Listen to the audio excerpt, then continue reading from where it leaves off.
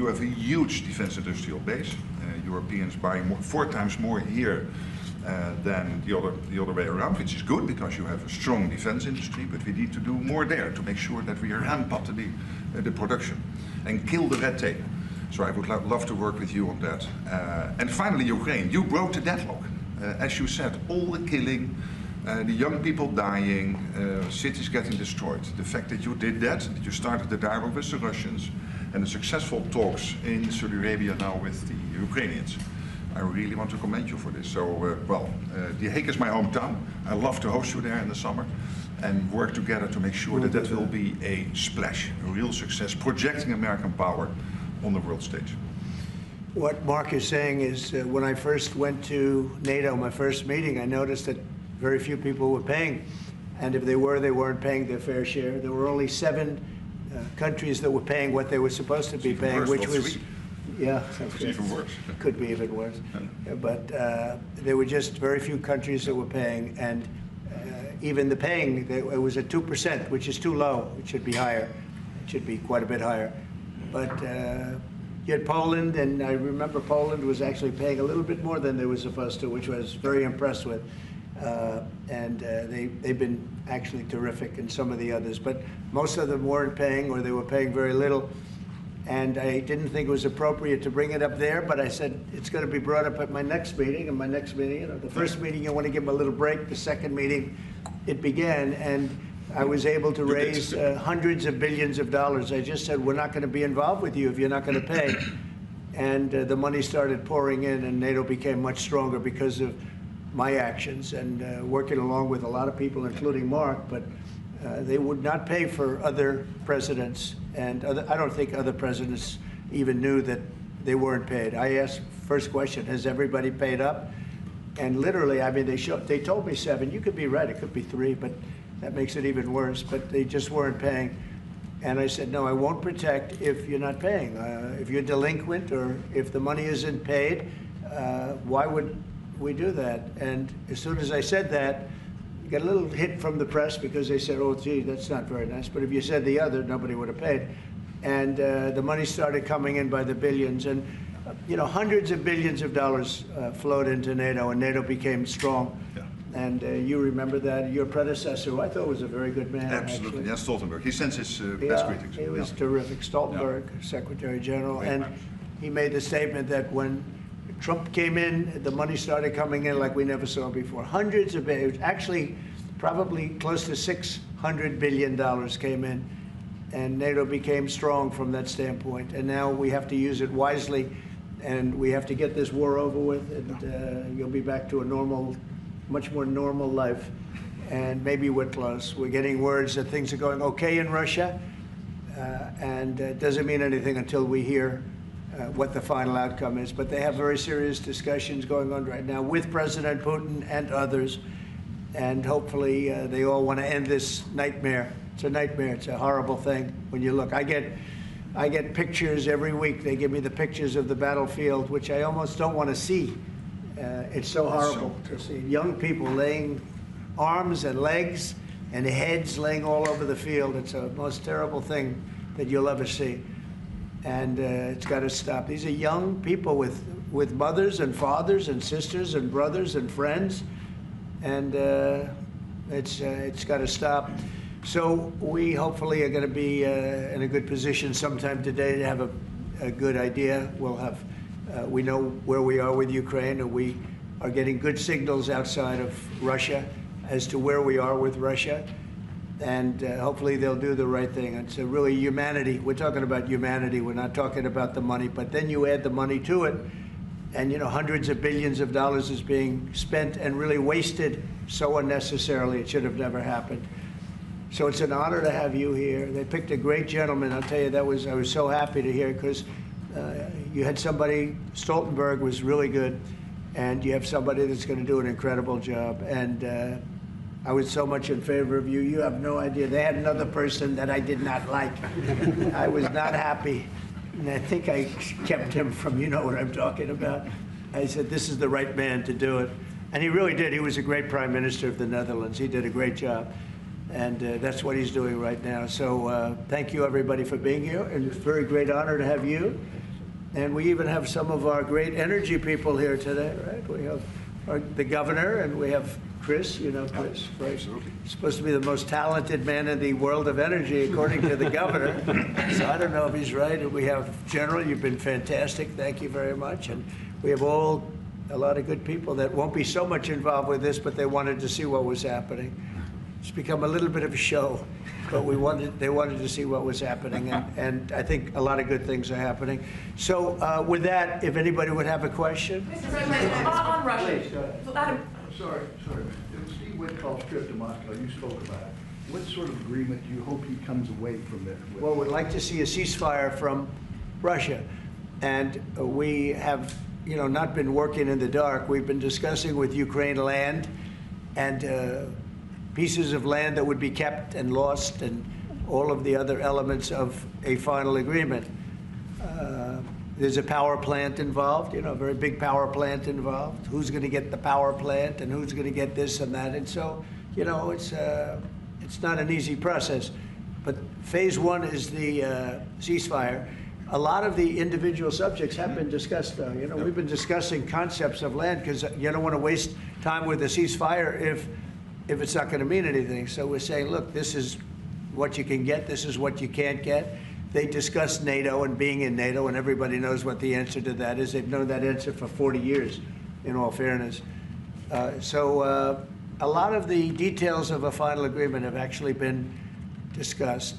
Now we're going to see whether or not Russia's there, and if they're not, it'll be a very disappointing moment for the world. Yeah. Vladimir Putin just said he is open to a ceasefire, but he does still have some concerns. He suggested that you two should speak directly. Do you have plans to speak to him soon? If so, when are you confident you can get this across the table? Sure. He did say that today. It was a very promising statement because other people are saying different things, and you don't know if they have anything to really, if they have any meaning, or I don't know. I think some of them were making statements. I don't think they have anything to do with it.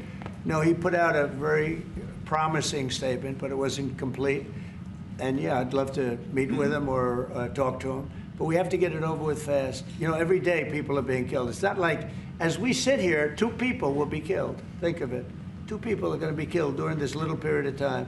Thousands of people a week are dying. So we really don't have very much time. We have to make this fast. It shouldn't be very complicated. Mr. President, a representative of Canada, the finance minister are in town and will meet members of your administration during the day. Any chances that you will ban on the tariffs on aluminum and the ones that are planned for April 2nd? No.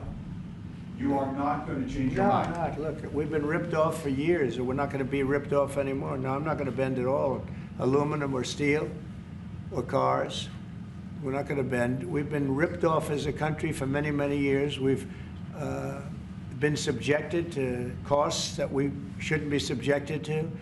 In the case of Canada, we're spending $200 billion a year to subsidize Canada. I love Canada. I love the people of Canada. I have many friends in Canada. The great one, Wayne Gretzky, the great. Hey, how good is Wayne Gretzky? He's the great one. But we have, I know many people from Canada that are good friends of mine. But, the United States can't subsidize a country for $200 billion a year. We don't need their cars. We don't need their energy. We don't need their lumber. We don't need anything that they give. We do it because we want to be helpful, but it comes a point when you just can't do that. You have to run your own country. And to be honest with you, Canada only works as a state. We don't need anything they have. As a state, it would be one of the great states anyway. This would be the most incredible country visually. If you look at a map, they drew an artificial line right through it between Canada and the U.S., just a straight artificial line. Somebody did it a long time ago, many, many decades ago, and makes no sense. It's so perfect as a great and cherished state. Keeping "O Canada," the national anthem. I love it. I think it's great. Keep it. But it'll be for the state, one of our greatest states. Maybe our greatest state. But why should we subsidize another country for $200 billion? It costs us $200 billion a year. And again, we don't need their lumber. We don't need their energy. We have more than they do. We don't need anything. We don't need the cars. I'd much rather make the cars here. And there's not a thing that we need. Now, there'll be a little disruption, but it won't be very long. But they need us. We really don't need them. And we have to do this. I'm sorry, we have to do this, yes. Mr. President, Yeah. you have made it very clear that NATO needs to step up, although great progress has been made in your first mandate. How do you envision this new transatlantic? Are you talking about NATO stepping up? Well, NATO is stepping up through this man. This man is a man that only knows how to step up. And we have the same goal in mind. We want the war ended. And he's doing his job. He only knows how to do a good job. That's one thing. That's why I fought for him to get that job. Because they had some other candidates that I'll tell you would not have done a very good job. I need this part of the move for my family.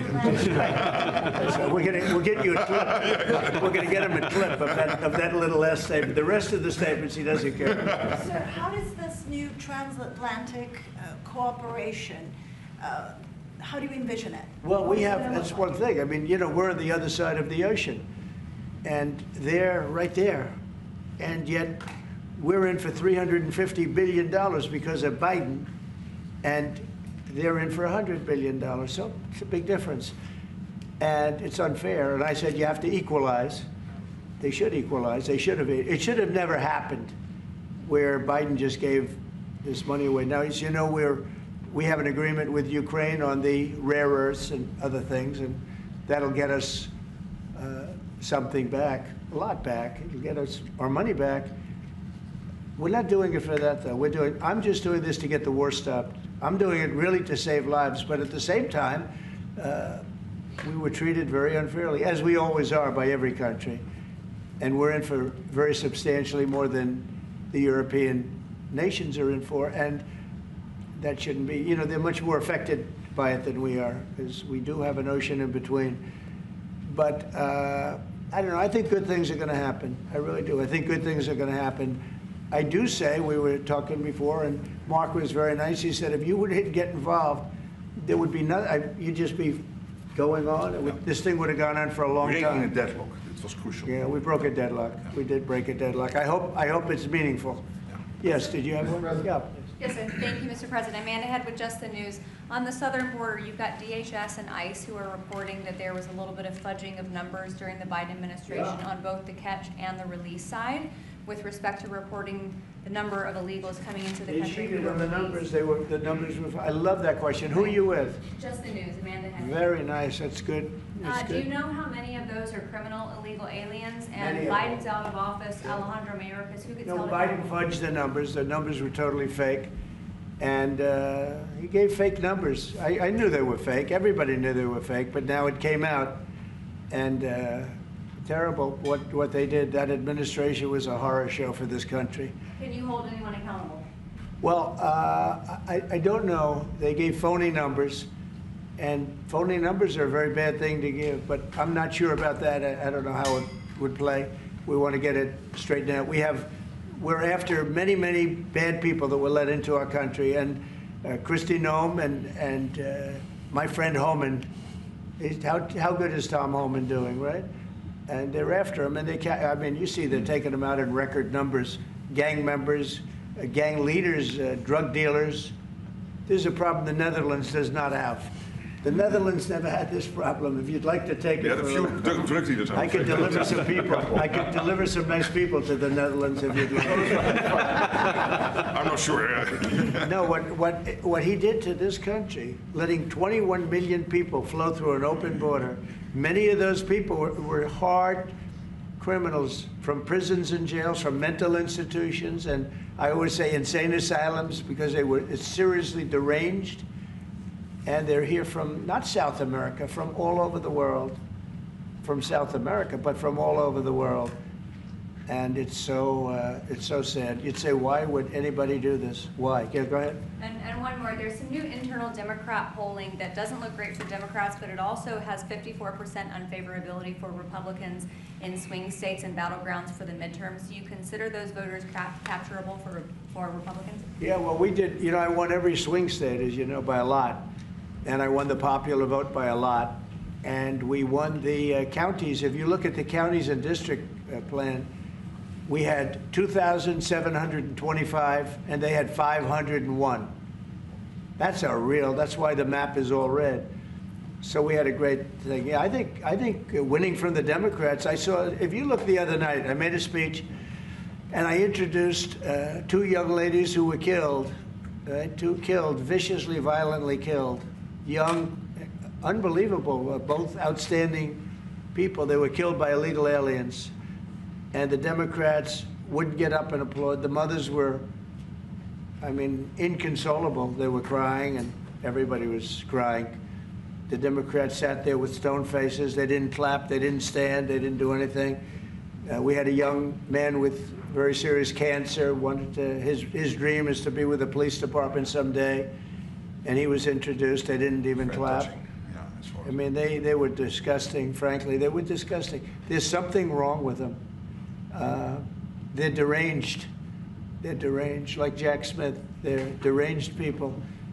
And I never saw anything like it. I'm standing up and I introduced the mother and the parents of these 2 young girls that were just recently essentially killed, violently killed.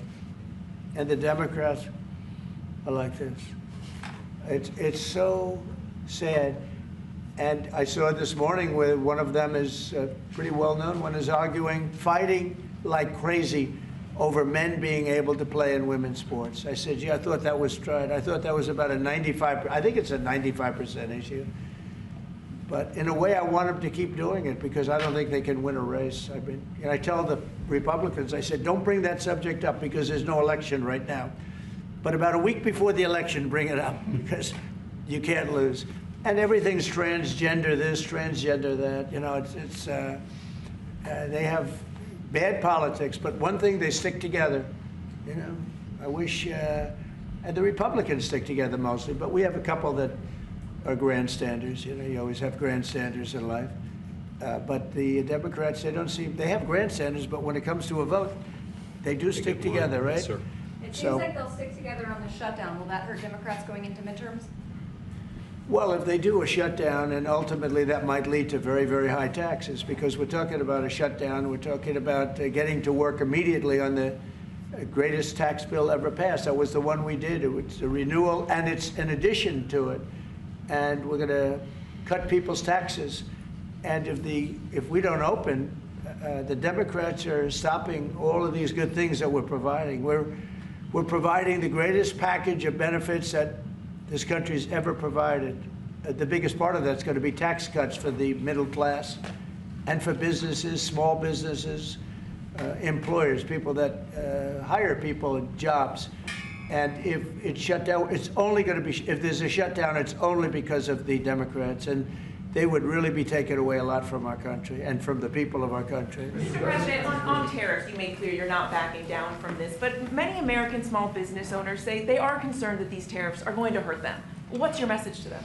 They're going to be so much richer than they are right now. And we have many, yesterday General Motors was in, they want to invest $60 billion. The people from Facebook were in yesterday. They're going to invest $60 billion by the end of the year. Other people are talking about numbers. Apple, as you know, a few days ago announced $500 billion investment. They're going to build their plants in the United States, which, as you know, almost all of their plants are in China. Now they're building in the United States. Look, the reason is 2 things. Number one, the election, November 5th. And the other thing is tariffs. I think probably in that order. But Tim Cook came in and he announced 500, think of it, 500 billion, not million. 500 million's a lot when you think about it, right?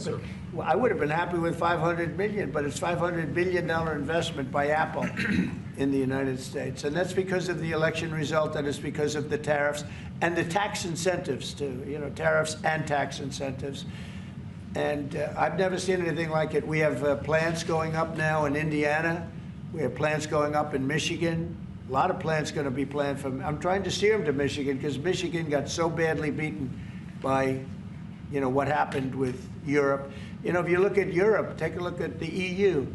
We're not allowed to sell cars there. It's prohibitive because of their policies, and also their non-monetary tariffs. They put obstacles in your way that you can do nothing about. But if you take a look at what happens, so we sell no cars to Europe, I mean virtually no cars, and they sell millions of cars to us. They don't take our agriculture, we take their agriculture. It's like a one-way street with them. The European Union is very, very nasty. They sue our companies. Apple was forced to pay $16 billion on a case that, very much like my cases that I won.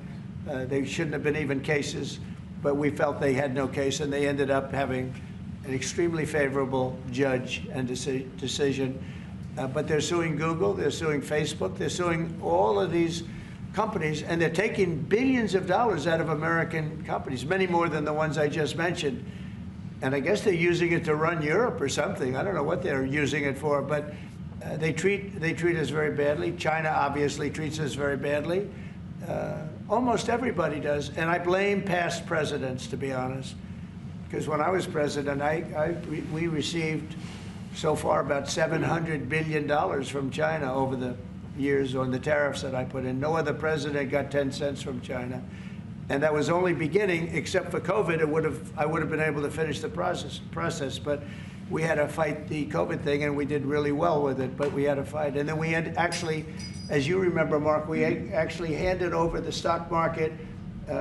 It was higher than just previous to COVID coming in, which was sort of a miracle, frankly. We did a good job, but the tariffs are very important. And I think the psychology, there's great spirit. When Mark came in, he said, congratulations, there's a whole new spirit, there's a whole new light over this country and really over the world, because you have somebody that, a whole group of people really, because I talk about this whole group, that we know what we're doing, and a lot of great things are happening. But I've never seen investment like this.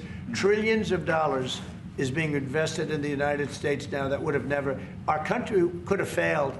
Another 4 years of this, what happened in the last 4 years, our country would have been a crime-ridden mess. And I don't know if you noticed, little thing they call it, but it's not a little thing if you like eggs and you don't have a lot of money.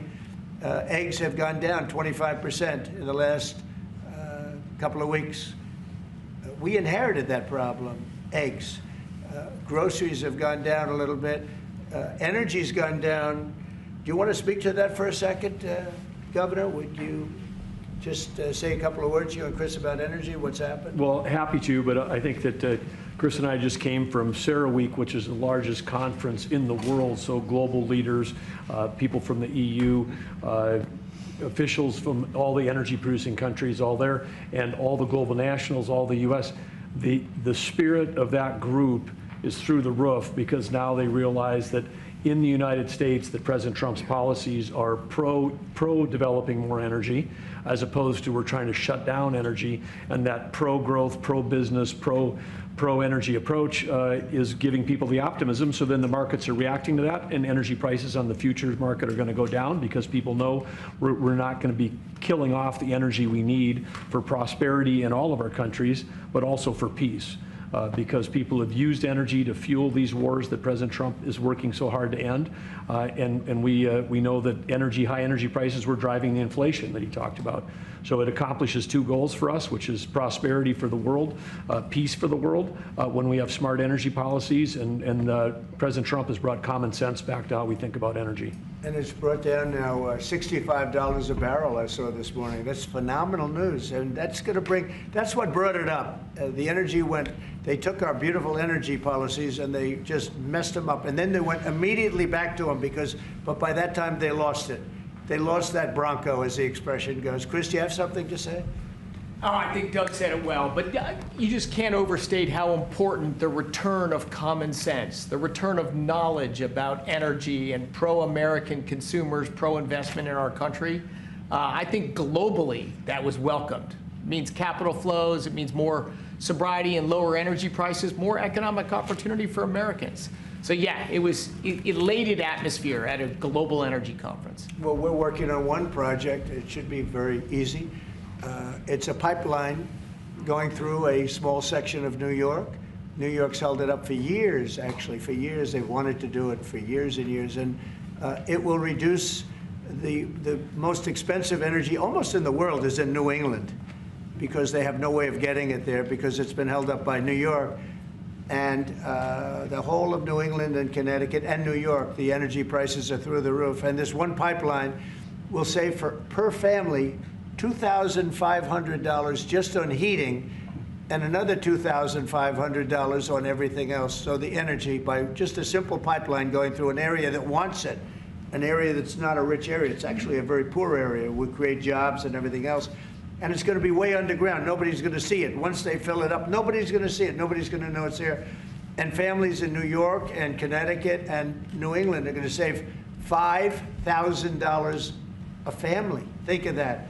Because right now they have the highest energy prices maybe in the world, they say. New England is a disaster. So we're working on that. In fact, the governor's coming in, Governor of New York, Kathy Hochul, who's a very nice woman. She's coming in tomorrow morning at 9 o'clock to meet me on that and other things. Not only that, but other things. So I hope we don't have to use the extraordinary powers of the federal government to get it done. But if we have to, we will.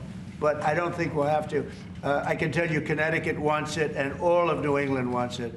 And who wouldn't want it? And it's also jobs on top of everything else.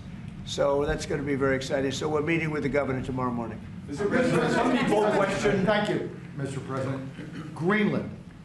What is your vision for the potential annexation of Greenland and getting them potentially to Well, I think it'll happen, and I'm just thinking, I didn't give it much thought before, but I'm sitting with a man that could be very instrumental. You know, Mark, we need that for international security, not just security, international. We have a lot of our favorite players, you know, cruising around the coast, and we have to be careful. And we'll be talking to you. It's a very appropriate, really a very appropriate question. There's an issue in the very high much. north, so the Arctic. So what you did, so when it comes to Greenland, yes or not joining the US, I would leave that outside for me, this discussion, because I don't want to drag NATO in that. But when it comes to the high north and the Arctic, you are totally right. The Chinese are now using these routes. We know that the Russians are rearming. We know we have a lack of icebreakers. So the fact that the outside Russia, there are 7 Arctic countries working together on this under US leadership is very important to make sure that that region, that part of the world stays safe. And we know things are changing there, and we have to be there. Well, we just had an election there the other day. Do you see a referendum, a plebiscite, where the people of Greenland would be in a position to decide if they want to become part of the United States? Yeah, it was a good election for us, as you know. It was not a referendum. It wouldn't be called that. It was an individual election. But the person that did the best is a very good person, as far as we're concerned. And so we'll be talking about it, and it's very important. Mark mentioned the word icebreaker. So we've ordered, we're in the process of ordering 48 icebreakers. And Canada wants to know if they could use them. I said, well, you know, you got to pay for them. Think of it, Canada. We pay for their military. You know, Canada pays very little for their military because they think we're going to protect them. But even with the icebreakers, so we're going to order 48, and Canada wants to be part of the deal. I say, you got to get your own icebreakers. I mean, if you're a state, you can be part of the deal, but if you're a separate country, you've got to get your own icebreakers. Russia, as you know, has about 40 of them, and we have one big icebreaker, but that whole area is becoming very important, and for a lot of reasons, the routes are, you know, very direct to Asia, to Russia, and you have ships all over the place, and we have to have protection. So we're going to have to make a deal on that, and Denmark is not able to do that. You know, Denmark's very far away and really has nothing to do. What happens? A boat landed there 200 years ago or something, and they say they have rights to it. I don't know if that's true. I don't think it is, actually. But we've been dealing with Denmark, we've been dealing with Greenland, and we have to do it. We really need it for national security. I think that's why NATO might have to get involved in a way, because we really need Greenland for national security. It's very important. You know, we have a couple of bases on Greenland already, and we have quite a few soldiers, and maybe you'll see more and more soldiers go there. I don't know. What do you think about that, Pete? So, don't answer that, Pete. Don't answer that question. But we have bases, and we have quite a few soldiers in Mr. Greenland. President, some people question your commitment to NATO. Will anything change? Your commitment to NATO. Will anything change? Same amount of money? Well, I think they same made number a of great troops? step by putting Mark in charge. I think, to me, that's a great step, because he and I have seen eye to eye on everything for a long time. We've been doing this a long time now. 9 years now. And so that's a great step. You have to keep NATO strong. You have to keep it relevant. But the biggest thing we have to worry about right now is what's going on right now. I think the rest is going to take care of itself. I don't see this happening. This was a fluke. This was something that, if we had a competent president, it would not have happened. The man was grossly incompetent. All you have to do is take a look at, he signs by AutoPen. Who was signing all this stuff by AutoPen? Who would think you signed important documents by AutoPen? You know, these are major documents you're signing. You're proud to sign them. You have your signature on something. In 300 years, they say, oh, look, can you imagine? Everything was signed by AutoPen, almost everything. Nobody's ever heard of such a thing. So, should have never happened. Tomorrow with the Justice Department about law and order, could you tell us a little bit about that? Yeah, we're going to be with the Justice Department. We have a great Justice Department. Pam Bondi is so fantastic, and Todd Blanche, and Emil, you got to know him a little bit. He was acting for a little while. And some other people are incredible in the Justice Department, and I consider the FBI to be a part of it in a sense, and Cash is going to be fantastic, and all the people. Dan Bongino, I love that. I mean, I love that. I think Dan is great. I think we have unbelievable people. And all I'm going to do is set out my vision. It's going to be their vision, really, but it's my ideas. And basically, we don't want to have crime in the streets. We don't want to have people pushed into subways and killed, and then the person that did the pushing ends up in a 15-year trial and gets off scot-free. We want to have justice, and we want to have safety in our cities as well as our communities. And we'll be talking about immigration. We'll be talking about a lot of things, the complete gamut. So I look forward to that. That'll be tomorrow at the Justice Department. Mr. President, you're a man of peace. You said it several times, and you made it very clear. A man of peace dealing with belligerent people. Yeah. And I'm thinking, we saw how you handled Zelensky in this very own room. What is your leverage on Putin? Are you thinking sanctions? What if he refuses to? Well, I do have leverage, but I don't want to talk about leverage now, because right now we're talking to him, and based on the statements he made today, they were pretty positive, I think. So I don't want to talk about that. I hope Russia's going to make the deal too. And I think once that deal happens, you're never going to be in a process. I don't think they're going back to shooting again. I really believe if we had if we get a peace treaty, a ceasefire treaty, I think that leads to peace. That's going to really lead to peace. I don't think anyone wants to go back. They've been doing this for a long time, and it's vicious and violent. And I think if President Putin agrees and does a ceasefire, I think we're going to be in very good shape to get it done. We want to get it over with. That's why it was very important what I instructed everybody, including Steve, what we're looking for, to discuss concepts of land, concepts of power plants, because it's complicated. You know, you have you're sort of creating the edge of a country. The sad part is that country, if this didn't happen, and it wouldn't have happened, I don't know if they would have to give anything back. I guess Crimea, you know, I said it last time, Crimea was given by Obama. Biden gave him the whole thing, and Bush gave him Georgia. And Trump didn't give him anything. I gave him, you know what I gave him? I gave them javelins. And the javelins were very effective, as you know. I gave them nothing. 2019. And then also, if you take a look, I was the one that stopped the pipeline going into Europe. It was totally stopped. Nord Stream 2, nobody ever heard of Nord Stream 2 before I came along. But I got along very well with President Putin. I got along with most of them. I get along great with President Xi. I got along great with Kim Jong-un. I got along great with all of them. And we had no wars. We had no problems. We wiped out ISIS in record time.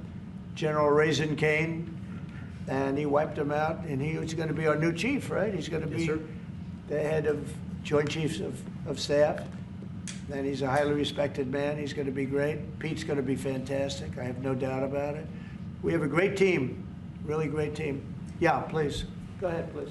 Mr. President, some of our allies have said that they're worried that they could be the next to be attacked by Russia. You've spoken directly with the Russian president. Yeah. Do you think those fears are justified? No, I don't. I think when this gets done, it's done. They're going to all want to go home and rest. I don't see it happening. Nope, I don't see that happening. And we'll make sure it doesn't happen. Not going to happen, but we'll make sure it doesn't happen. Yeah, go ahead, please. Leaders from Russia and Iran are heading to Beijing tomorrow to discuss nuclear programs. What do you hope to get out of that? Well, maybe they're going to talk about non-nuclear programs. Maybe they're going to be talking about the de-escalation of nuclear weapons, because, you know, I was talking about that with President Putin very strongly, and we could have done something had that election not been rigged.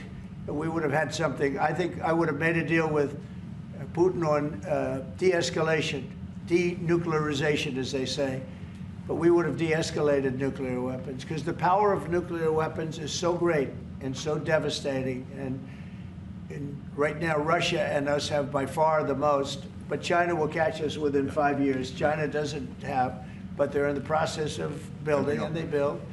And within 4 or 5 years, they'll probably have the same. And by the way, this is a Republican tradition. Ronald Reagan, when he negotiated with Gorbachev in the 1980s about bringing down the number of nuclear weapons, it's what you have been doing your first term, and it is important.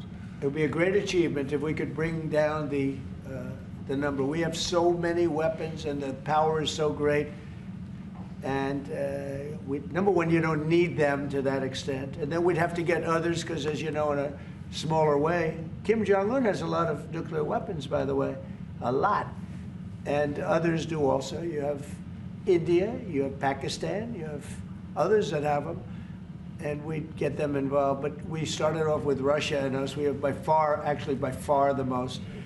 And we were going to denuclearize. And that was going to happen. And then we were going to China. And I spoke to China. I spoke to President Xi about it. And he really liked the idea. You know, he'd like not to spend trillions of dollars building weapons that hopefully he's never going to have to use. And because they are very expensive also. So that would have been great. Okay, one or two more. There's been tension in the... Thank you.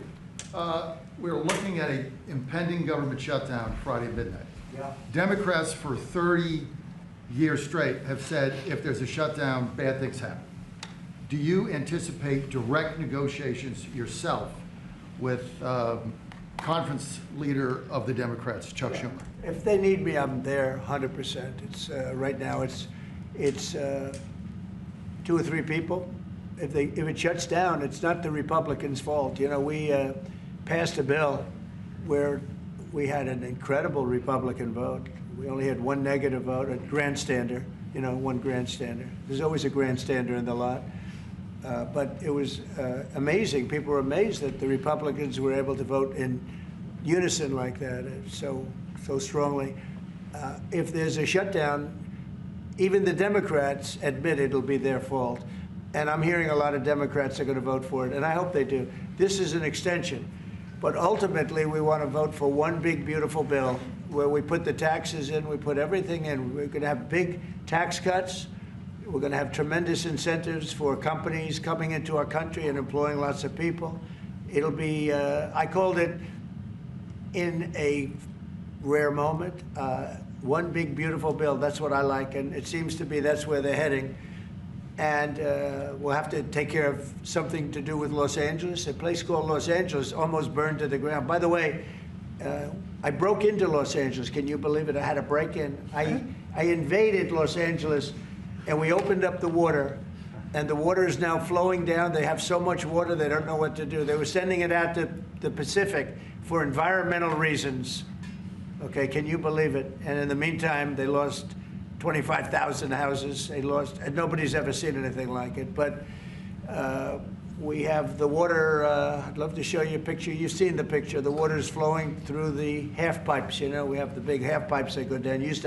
25 years ago, they used to have plenty of water, but they turned it off for environmental reasons. Well, I turned it on for environmental reasons and also fire reasons, but, and I've been asking them to do that during my first term. I said, do it. I didn't think anything could happen like this, but they didn't have enough water. Now the farmers are gonna have water for their land, and the water is in there. But I actually had to break in. We broke in to do it because we had people that were afraid to give water. They were, in particular, they were trying to protect a certain little fish. And I said, how do you protect the fish if you don't have water? They didn't have any water, so they're protecting a fish. And that didn't work out too well, by the way. So they have a lot of water going down throughout California, all coming out from the Pacific Northwest, even some from Canada. Thank you, Canada, very much. I appreciate it. Next thing you know, they'll want to turn the water off. They want to charge us for the water. But it comes up from the Pacific Northwest, and it's a beautiful thing to see. I mean, it is brimming with water. Now, if they would have had that done, you wouldn't have had the damage because the fire would have been put out. The fire hydrants would have been loaded. The sprinklers in people's living rooms and bedrooms would have been loaded up with water. They had no water. The government makes them put sprinklers, and they had no water in the sprinklers because they had no water. So the water is flowing, and we're going to have to give a lot of money to Los Angeles to help them. And the Democrats are going to want to do that. So that's the one thing different. And frankly, I think that makes it a lot easier. But one of the big thing is we have the big, beautiful bill. We got to get that done. And that will put our country in a position like it's never been. It's a reduction of taxes. It's tremendous incentives for companies to come from all over the world into our country. It's great environmentally. But it's not this environmental scam that we went through, that we all went through. It provides for everything. It's a big, beautiful bill, and I hope we can get it approved, and that'll be next. But in the meantime, we have the continuing resolution, and the Republicans have approved it, and now the Democrats have to approve it, and I hope they will. And I think a lot of them, I can tell you, they want to. I've spoken to some of them. They really want to. Their leadership may not want them to. And if it closes, it's purely on the Democrats. One more? On Korea, sir, we've seen tension increasing in the peninsula. You've talked about Kim Jong-un. Do you have any plans of re-establishing the relationship you had during the first mandate? Well, I would. I had a great relationship with Kim Jong-un, North Korea. If I wasn't elected, if Hillary got in, you would have had a nuclear war with North Korea. He expected it. He expected it. And they said, oh, thousands of people. No, millions of people would have been killed. But I got in. We went to Singapore, we met. We went to Vietnam, we met. We got along really good. We had a very good relationship, and we still do. We still do. You don't have that threat that you had. I mean, look, when I was running the first time, it looked like there was going to be a war with North Korea. You know that better than anyone. Tensions were high. Yeah. And everybody it started off. was startled that you invited him for talks, right. But you did. It started off very rough, and he wouldn't meet with Obama, wouldn't take his calls. I said, how many times did you call? They called a lot. He wouldn't take their call. He told me I wouldn't take his call. But with me, it did start off rough, if you remember. Very rough, actually, very nasty. There was a Singapore. And yeah, but then, no, before that, then it stopped. The rhetoric was extremely tough. It was. You had a speech in the UN, I remember. Yeah, that's right. It was a little bit dangerous. And then we met. They asked for a meeting, and we met. And the meeting caused the Olympics, which was in South Korea, to become a tremendous success. Nobody was buying tickets for the Olympics because they didn't want to be nuked. And I met, and not only did the Olympics become successful, but North Korea participated in the Olympics. His sister visited. It was an amazing thing. And that was something that was an achievement of the Trump administration, great achievement. And so I have a great relationship with Kim Jong-un, and we'll see what happens, but certainly he's a nuclear power. Okay? Thank you very much, everybody. Thank you. Thank you very much. Thank you very much. It is now the official law. You spent more time as the minister your predecessor. It's really no. Well, I would say you passed the threshold. I think just now. Just now, I think. Just now, I spent more time with the rest of 4 years. Well, they'd ask the question, and you'd have 5 guys come and grab them and hold on. If they ever did that,